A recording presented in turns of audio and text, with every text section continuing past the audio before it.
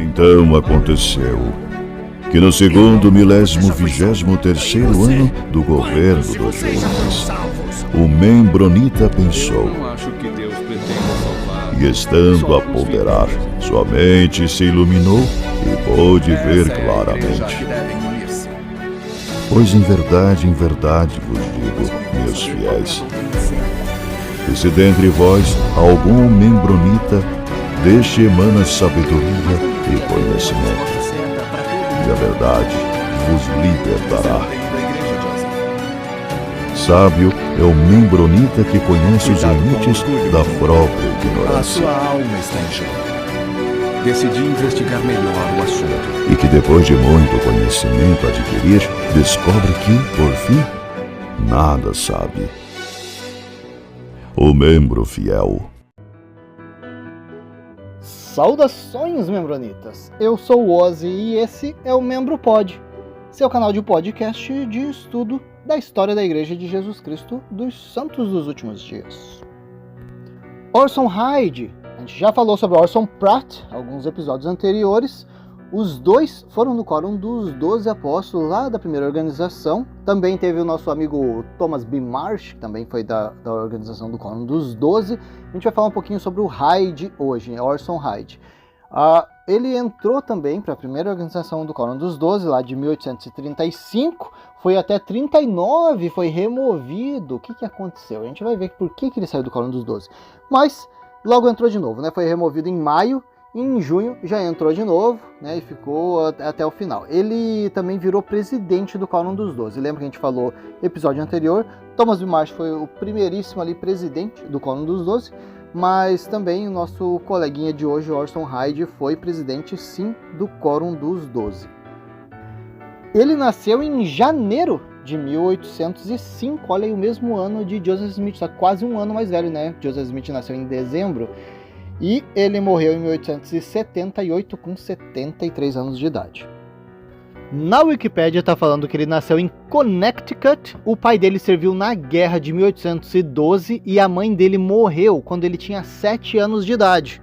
Só não tá claro aqui se o pai dele morreu na guerra, porque tá dizendo que em 1812 o pai dele foi pra guerra e a mãe dele morreu quando ele tinha 7 anos de idade, ou seja, 1812 também. E diz aqui que ele foi enviado de lar em lar, então não teve uma infância muito interessante, não. Quando ele tinha 14 anos de idade, mudou de Connecticut para Kirtland. Já começou a se virar sozinho, né? Então ele foi para trabalhar, cuidar da própria vida. Ele se tornou membro da igreja metodista. Depois virou membro da igreja batista. E em 1830, quando a igreja Mormon estava sendo fundada, o nosso Orson Hyde era membro da igreja Campbellita. E esse comecinho aí foi engraçado, porque Oliver Cowdery estava lá em Kirtland pregando sobre a igreja Mormon em 1830.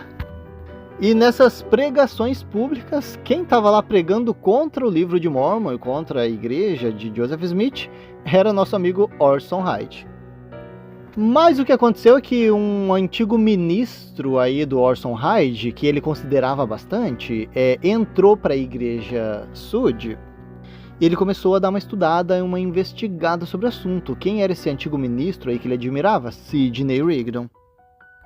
Não demorou muito, ele entrou para a igreja, então em outubro de 1831 ele entrou para a igreja, o próprio Sidney Rigdon batizou ele, Oliver Cowdery já ordenou ele como sumo sacerdote e já mandaram ele para a missão também. Ele fez missão lá no próprio Ohio, onde eles estavam, ele fez missão ali com o Hiram e o Samuel Smith. Aí ele foi enviado com o Samuel Smith para pregar em Connecticut e Massachusetts. Diz aqui que a missão dele, ele andou mais de 2.000 milhas a pé, na somatória a pé de todas essas missões que ele fez. Cara, 2.000 milhas vai dar aí uns 3, quase 4.000 quilômetros. Tem que ver se tá certo essa informação aí. Bom, ele teve presente aí em bastante evento da igreja, a criação da Escola dos Profetas. Ele marchou junto com aquele acampamento de Sião de 1834. Foi ordenado aí como membro do Quórum dos 12 Apóstolos e foi para a Inglaterra. Foi para a Inglaterra servir uma missão ali com o Heber C. Kimball, de 37 até 38. Diz ali que eles conseguiram batizar 1.500 pessoas nessa missão deles. Nosso amigo Orson Hyde, quando ele voltou da missão em 1838, ele encontrou a igreja naquela bagunça de perseguição, de treta que eles estavam tendo com os habitantes locais. E então escreveu uma carta dizendo que Deus não estava mais presente dentro da igreja Sud e resolveu que ele ia sair da igreja. Em outubro de 1838, ele saiu junto com quem? Thomas B. Marsh, naquela treta que a igreja invadiu algumas casas, tacou fogo, roubou. Thomas B. Marsh ficou chateadão, resolveu sair. Quem saiu com ele foi esse carinha aqui, Orson Hyde. Quando Thomas B. Marsh fez aquela declaração oficial para o governo, falando tudo que os mormons estavam fazendo, que ele não concordava, o Orson Hyde assinou essa declaração, confirmando todos aqueles eventos. Bom, por ele ter assinado junto com o Thomas B. Marsh essa declaração, a igreja fez ele passar por uma ação disciplinar, mas ele ainda não tinha sido removido, mesmo como membro da igreja. Passaram alguns meses, então em maio de 1839 ele foi removido do Quórum dos 12 Apóstolos, olha, uma coisa bem inusitada, né, para hoje em dia. E a liderança da igreja convidou ele, Orson Hyde, e o William Smith para explicar as ações deles. Olha só o que o William Smith estava fazendo. What's that, brother? Teu irmão tá organizando a igreja e tá puxando para trás? Que história é essa? Vem aqui se explicar. Então ali um mesinho depois da igreja ter removido ele do Quórum dos 12, ele foi se explicar, pediu desculpa tal, e pediu para ser perdoado e readmitido aí no Quórum dos 12, o que aconteceu realmente. Bom, logo depois que o Hyde tinha entrado para a igreja, lá em 1832 ele recebeu uma bênção do próprio Joseph Smith. Nessa bênção estava sendo dito que ele deveria ir para Jerusalém. Olha só, ele tinha uma missão lá, que incluía preparar aquele povo para uma restauração da Israel. Essa bênção aconteceu lá em 1832, assim que ele tinha entrado para a igreja. Então logo depois aí que ele teve essa discussão com a igreja, se explicou, voltou em 1839. Então, em março de 1840, o Espírito revelou ao nosso amigo Orson Hyde que ele deveria sair então para essa missão há muito tempo aí predita por Joseph Smith. Ele chegou num discurso então na conferência e falou isso para o pessoal, né? Ele estava indo então para Londres, Amsterdã, Constantinopla e Jerusalém para ajudar aí na coligação de Israel, com a missão dele de declarar à família de Judá que eles deveriam ser reunidos novamente. Lembra que a gente falou aí que Joseph Smith e Brigham Young eles estavam tentando criar todo aquele contexto de segunda vinda? A segunda vinda está próxima e não é assim anos, é meses, são dias, vai acontecer já. Então é isso. A coligação de Israel era uma das coisas que tinha que acontecer antes da segunda vinda. Então, poxa, vamos mandar o Orson Hyde para lá, para isso colaborar com o contexto de segunda vinda próxima. Tô curioso para saber se realmente tem algum registro de 1832 dessa bênção que ele recebeu de Joseph. Para mim, poderia parecer aí, o cara acabou de começar a causar encrenca na igreja, a gente pode mandar ele para missão meio longe aí, para não incomodar. Pode ser também, né? Quem sabe?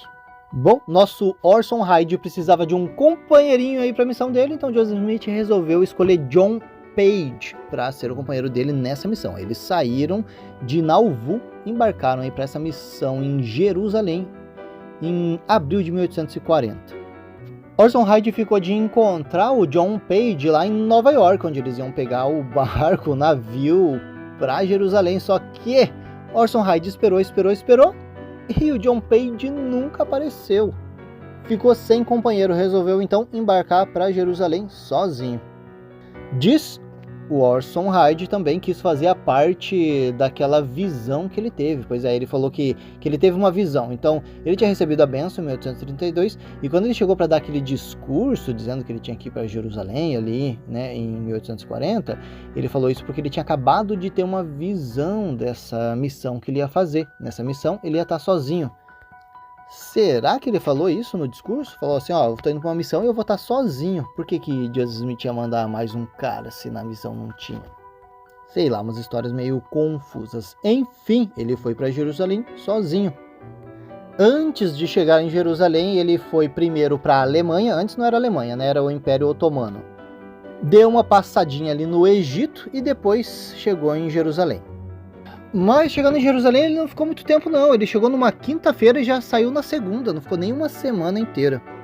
Ele escalou o Monte das Oliveiras e recitou uma oração que ele tinha escrito. Vamos ver o que diz nessa oração.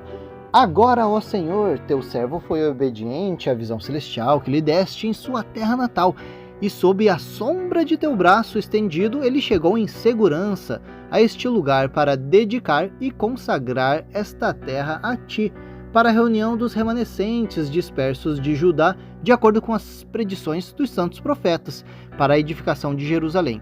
Novamente, depois de ter sido pisado pelos gentios por tanto tempo e por erguer um templo em honra ao teu nome. Agradecimentos eternos sejam atribuídos a ti, ó Pai, Senhor do céu e da terra, por ter preservado o teu servo dos perigos dos mares e da praga e da pestilência que fizeram a terra lamentar. A violência do homem também foi restringida e teu cuidado providencial noite e dia foi exercido sob o seu servo indigno. Aceite, portanto, ó Senhor, o tributo de um coração grato por todos esses favores passados e tenha o prazer de continuar tua bondade e misericórdia para com um verme necessitado do pó. É isso, estava dedicando a terra de Jerusalém, né, com esse poder do sacerdócio que Joseph Smith recebeu, que é o poder verdadeiro de Deus.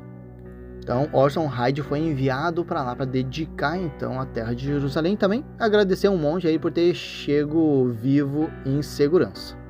Fez um altarzinho de pedra e foi embora. Ele fez o mesmo trajeto, né? Voltou ali pela Alemanha, então ele continuou dando uma ensinada do evangelho ali na Alemanha antes de retornar para Nauvoo.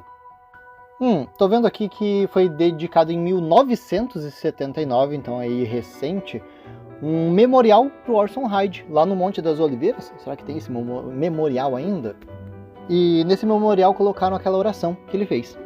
Aqui ainda na Wikipédia está dizendo que tem alguns erros comuns que atribuem a Orson Hyde, e dos principais deles é que atribuem essa visita, essa missão de Orson Hyde para lá para ensinar o evangelho, quando na verdade ele tinha ido só para dedicar a terra de Jerusalém ao retorno da tribo de Judá.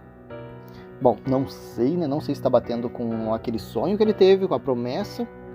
Mas não vamos levantar isso aqui agora, porque a gente sabe que muitas histórias aí do início da Igreja Sud são bem controversas. Vamos voltar um pouquinho para dar uma olhada na vida pessoal de Orson Hyde.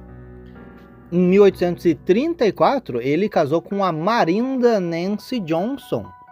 E para quem assistiu todos os nossos episódios, tem aquela mente sagaz, vai lembrar que a gente já citou essa Marinda Johnson em 2 ocasiões. A primeira ocasião é provavelmente naquele episódio do Piche e Pena, porque Joseph Smith tinha ido com Sidney Rigdon, com a Emma e alguns filhos, fugir um pouco daquele alvoroço e moraram um tempo na casa da família Johnson. E uma das motivações aí alegadas desse Piche e Pena é que ele ficava dando em cima da mulherada, cara, mulher dos outros, menina nova, e o pessoal tava chateado. Os filhos do Johnson inflamaram o pessoal pra poder jogar Piche e Pena em Joseph Smith. Cara, ele tá dando em cima da nossa irmã Marinda, cara, novinha. E outra ocasião que a gente citou a Marinda aqui nos nossos episódios é no episódio de poligamia. Pois é, quando a gente citou as esposas de Joseph Smith, a Marinda Johnson tá na lista. E é engraçado porque ela tá lá como Marinda Nancy Johnson e tá entre parênteses Hyde. Como assim? Pois é, ela casou com o Hyde em 1834 e lá por 1842, aí quase 10 anos depois, ela foi selada a Joseph Smith como uma esposa plural. Ué? Tem uma confusão aí sobre a data que ela foi selada com Joseph. Eu não sei se faz alguma diferença, mas provavelmente faz, pra que mentir sobre, né? Porque alguns dizem que foi em 1842, outros dizem que foi em 1843. Ela própria, a Marinda, assinou uma declaração oficial dizendo que ela se selou com Joseph Smith em 1843. Só que nos registros antigos de Joseph Smith foi escrito que ele se selou com ela em 1842. Enfim, A questão sobre isso é que não está claro se o Orson Hyde sabia sobre esse selamento. E o John Dee, é um carinha que a gente já fez um episódio sobre ele, quando ele escreveu um livro Mormonism Unveiled. Tem 2 livros, aliás. A gente já citou um Mormonism Unveiled e tem o Unveiled. O Mormonism Unveiled é o carinha que saiu da igreja, começou a reportar. A gente falou sobre ele no episódio do Solomon Spaulding.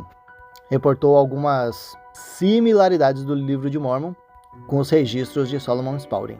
Esse livro que a gente está falando, Mormonism Unveiled, escrito por John D. o carinha ali que foi morto por conta do massacre de Mountain Meadows.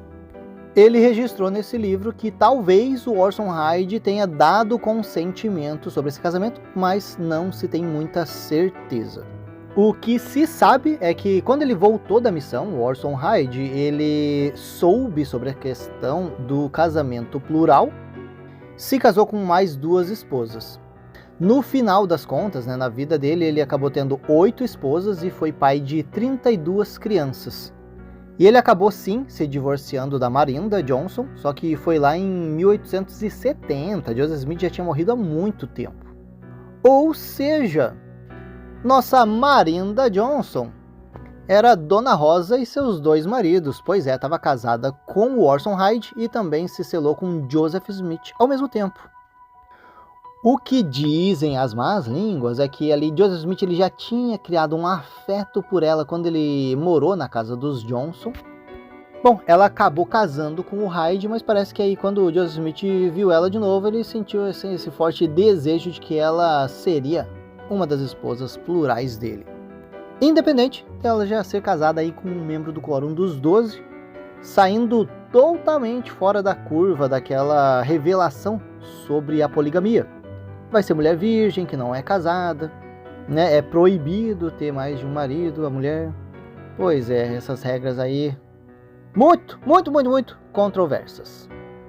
Depois da morte de Joseph, em 1844, os membros da igreja estavam saindo de Nauvoo. Eles não tinham ido ainda para Utah, eles foram para um outro lugar, em Iowa, planejar o que eles iam fazer e depois eles foram para Utah. Mas o nosso Orson Hyde ele não foi para Iowa, ele ficou ali em Nauvoo para esperar o templo terminar de ser construído e dedicar o templo.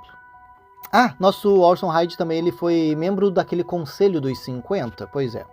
Depois da morte de Joseph, então, Brigham Young ele estava indo para Utah com os membros, mas nosso Orson Hyde ele foi para outro lugar, foi para o lado oposto, ele foi para Inglaterra, serviu uma missão. Então, de 1846, 47, ele foi para Inglaterra. E como de praxe já, né, todo mundo que é enviado ali para Inglaterra vai ser o editor do Millennial Star. Pois é, cuida aí das publicações da igreja também.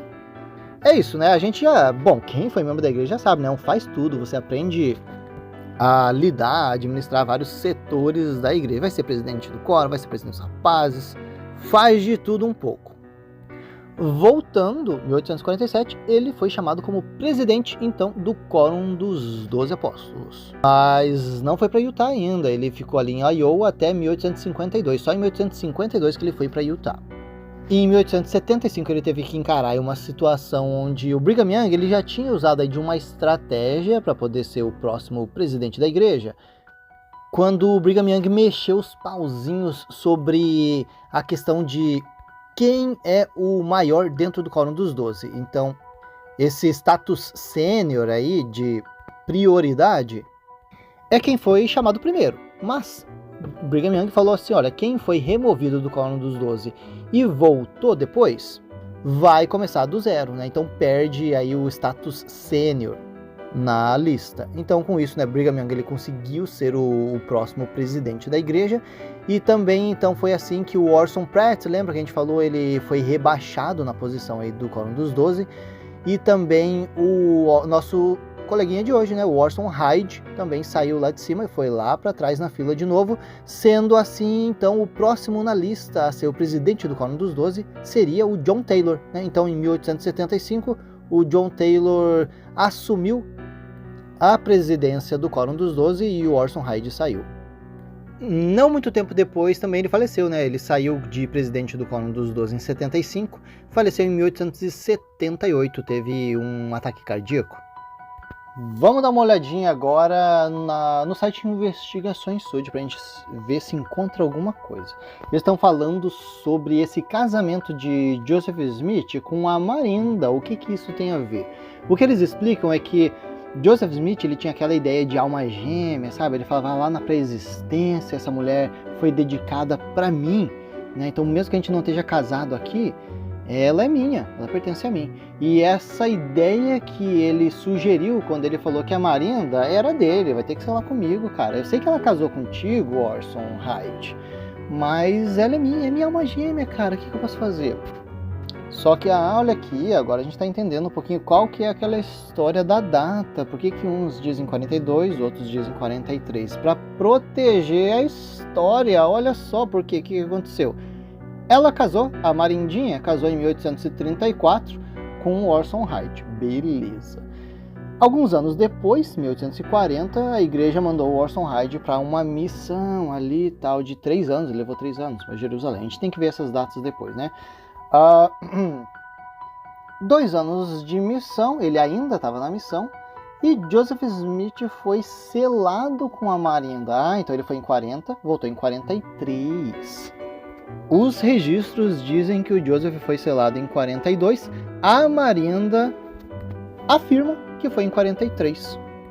Por que se foi 42? Ela se selou com o Joseph Smith enquanto o Orson Hyde estava na missão. Cara, que tenso, hein? Feio. Mas se foi 43, fica um pouco menos pior. Mas mesmo assim, né, cara, é uma grande coincidência. Logo depois que ele volta, Joseph Smith já quer se selar com a esposa dele? Será que não aconteceu nenhum ciricutico enquanto ele estava na missão? Esse passado de Joseph já condena ele. Inclusive, dizem as más línguas, a Marinda própria afirmou em uma declaração dela uma vez, mais tarde, dizendo que ela não tinha certeza quem era o pai do filho dela, o Frank, que ela desconfiava que poderia ser Joseph Smith. Eita, pelo jeito ela não era só selada com Joseph Smith, né? Estava casada com Orson Hyde, mas o Espírito Santo não estava fazendo filho por aí. Pelo jeito, se ela não sabia se o filho era de Joseph ou não, a gente já sabe o procedimento de como é que isso aí acontece. Olha aqui, tá dizendo aqui no site Investigações Sud. Assim, é provável que Joseph Smith tivesse seus olhos sobre Marinda desde que a conhecera, quando ainda era uma menina de 15 anos em Hiram, em 1831. E que seu casamento plural, em 1842, com ela, era uma formalização de esse desejo que ele tinha por ela já há muito tempo. Que foi a mesma coisa que aconteceu com a Mary Ann Rollins e a Sarah Whitney. E pelo jeito, o nosso Orson Hyde aqui não guarda rancor disso. Pelo jeito, parece que ele estava ok com Joseph Smith.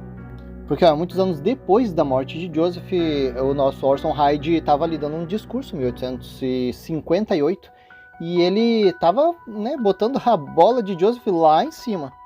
Hoje a igreja nega um pouco isso, mas assim, na época ficava bem evidente que Joseph era pintado como se fosse, como os católicos eles têm os santos deles, Joseph Smith na época era pintado como se fosse um santo mormon. E como os membros da igreja têm medo aí de colocar alguém entre Deus e o homem, eles negam, né? Mas vamos ver o que o Orson Hyde falou no discurso dele. Eu lhes digo, Joseph possui as chaves e nenhum de nós pode entrar no reino celestial sem passar por ele. Nós ainda não nos livramos dele, mas ele está lá, como um sentinela, segurando as chaves do reino de Deus. Se o irmão Joseph está satisfeito com você, você pode passar. Se está tudo bem com ele, está tudo bem comigo. Então, se o irmão Joseph disser a um homem, ou se o irmão Brigham disser a um homem, eu te perdoo os seus pecados, aqueles a quem perdoares os pecados lhes são perdoados. É isso aí, Joseph Smith e Brigham Young tinham esse poder de perdoar pecados também. Deus os deu o poder de perdoar pecados, e quando o Senhor dá um presente, ele não o leva de volta, a menos que seja por meio de transgressão do indivíduo. Olha só, cara, eu acho que Joseph e Brigham Young nunca fizeram uma transgressão sequer. Eles ainda devem ter esse poder de perdoar o pecado dos outros, porque eles são puros. E olha, ele continua assim no discurso. falando sobre Joseph Smith, ele deu a sua vida por seus irmãos, e ninguém tem maior amor do que este, de dar a vida pelos seus amigos. Ele venceu? Sim. Então ele tem o poder sobre essa nação? Sim. Então ele ama este povo? Sim. Ele ama as pessoas que o mataram? Não. Ele se sente em relação a eles como o Senhor se sente, irado com os iníquos. E o que ele deve fazer com eles? Quebrá-los em pedaços como um vaso de oleiro. Eita, Igreja do Paz e Amor! Esse discurso foi registrado para quem quiser dar uma conferida, ele é grande, é maior que isso. Journal of Discourses, volume 6, página 154. E outro assunto polêmico que Orson Hyde defendia está registrado no Journal of Discourses, volume 2, página 79, onde ele alega que a Terra era habitada antes de Adão e Eva chegarem no Jardim do Éden. Ele alega isso dentro de um estudo da palavra do latim, que fala lá em Gênesis, explicando de encher a terra. É a palavra replenos, que significa reencher ou recompletar. Com isso, ele diz, que se vai recompletar, quer dizer que já tinha gente antes de Adão e Eva. O Orson Hyde diz que o Senhor falou para Adão: reencham a terra, pois foi coberta com tristes nuvens de escuridão, excluída da luz do céu. A escuridão abundava sobre a face do abismo. O mundo era povoado antes dos dias de Adão, tanto quanto era antes dos dias de Noé. É dito que Noé tornou-se o pai de um novo mundo. Nossos primeiros pais, então, foram ordenados a multiplicar e reencher a terra. Outra pessoa que defendia essa ideia de que tinha pessoas, sim, morando na Terra antes de Adão, era o nosso colega B.H. Roberts. Pois é, então era mais pra frente, 1920. O presidente do Quórum dos 70, ele escreveu um livro chamado Manual do Sacerdócio, onde ele afirmava, por quê? O B.H. Roberts, ele já era um cara mais científico, Então, ele estudava, ele via aqueles fósseis, acompanhava a ciência e falava, cara, tem que ter tido alguma coisa antes de Adão e Eva, então faz sentido aqui o que o Orson Hyde está falando. Então, ele defendia essa ideia. Quem também achava interessante essa ideia era o apóstolo James E. Talmage. Mas, lembrando que esse livro aí, o Manual do Sacerdócio que o B.H. Roberts publicou com essa história toda, ele não era oficial da igreja, então ele nunca conseguiu publicar esse livro pela igreja. Então é isso aí, pessoal. Esse é o nosso Orson Hyde. Teve uma infância difícil, perdeu os pais já cedo, entrou para a igreja, virou membro do Quórum dos 12, ficou chateado quando a igreja pisou na bola, saiu, falou mal, mas depois voltou, foi para a missão Jerusalém, lá para dedicar a terra de Jerusalém. Enquanto ele estava na missão, a mulher dele meio que deu uma casadinha com Joseph Smith. Ele voltou, ficou ok com isso, compartilhou a esposa dele com Joseph Smith. E acreditava que Adão e Eva não foram as primeiras pessoas a habitar aqui nessa terra, tinha gente antes. Pois é, esse é o nosso Orson Hyde, a gente vai ficando por aqui e até a próxima.